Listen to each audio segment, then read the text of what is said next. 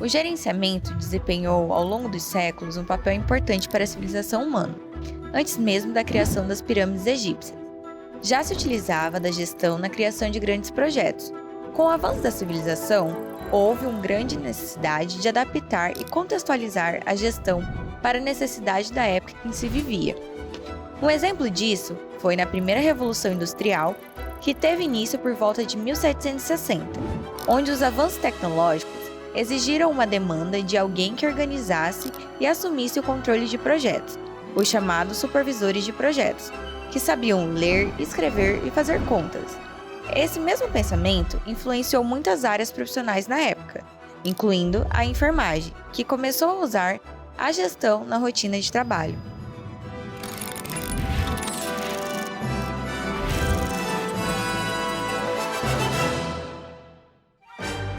Durante a Guerra da Crimeia, ocorrida na segunda metade do século XIX, enquanto os hospitais de campanha passavam por complicações, surge Florence Nightingale, uma esteticista italiana que revolucionou a enfermagem moderna.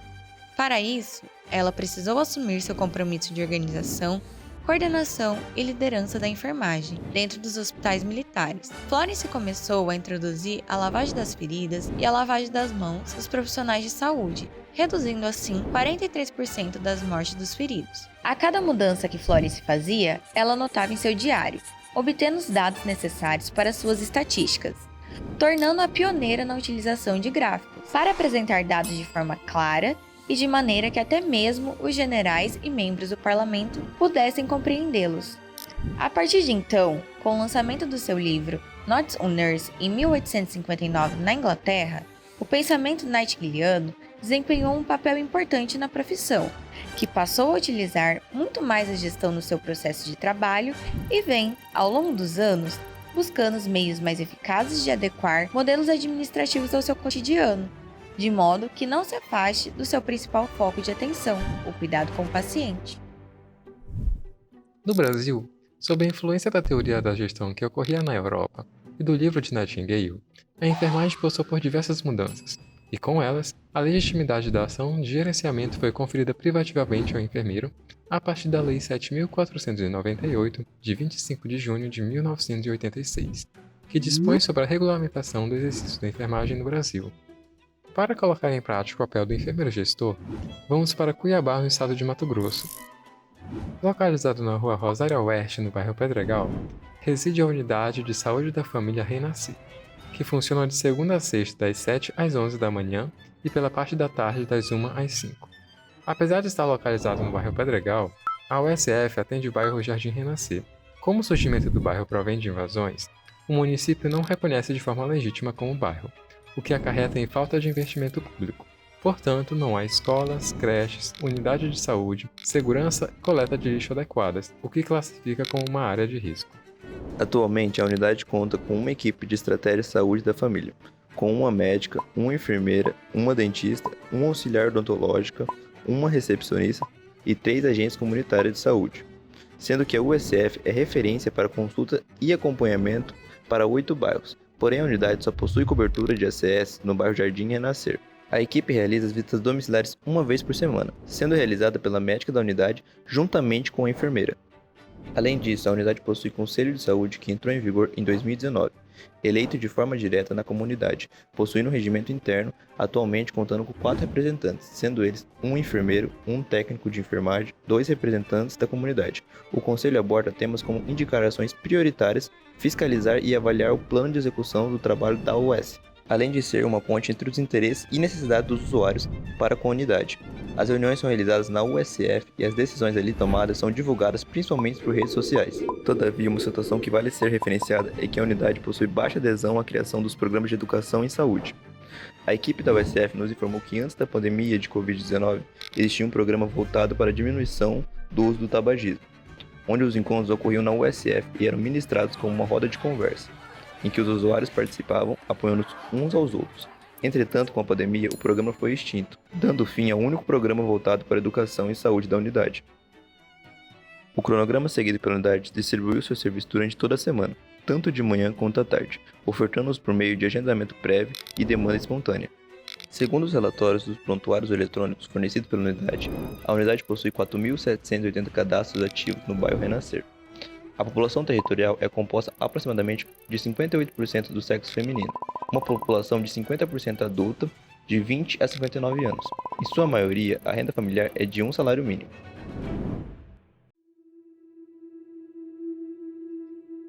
Ao chegarmos ao USF, é fácil notar os problemas estruturais encontrados por ali, como um espaço insuficiente para a demanda da unidade.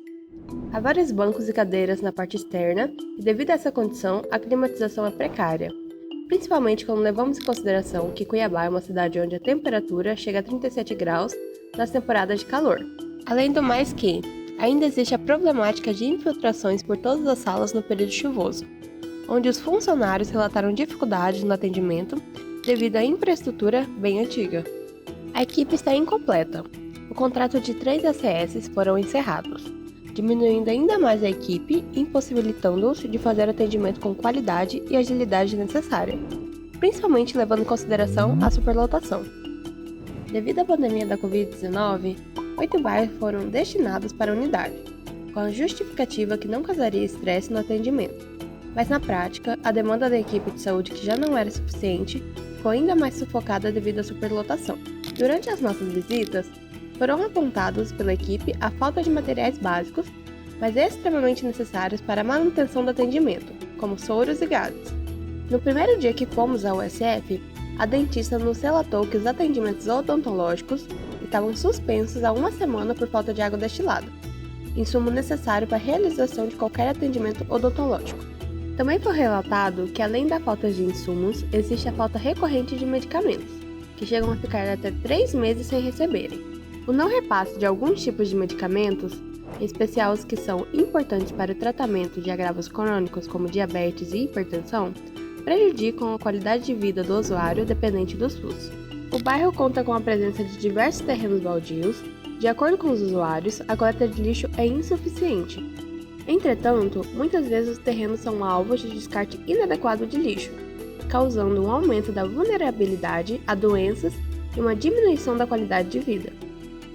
De acordo com os relatórios provenientes da unidade, a grande maioria das usuárias são mulheres adultas em idade fértil. A enfermeira responsável pela unidade relatou que houve um aumento no índice das gestantes no bairro nos últimos anos, tendo em vista que, atualmente, até a data deste estudo, são 56 grávidas, que fazem acompanhamento do pré-natal na UBS. Chamou nossa atenção o fato da enfermeira relatar uma procura tardia para a realização do pré-natal ao longo da gestação, e também após a gestação, período chamado de puérpero.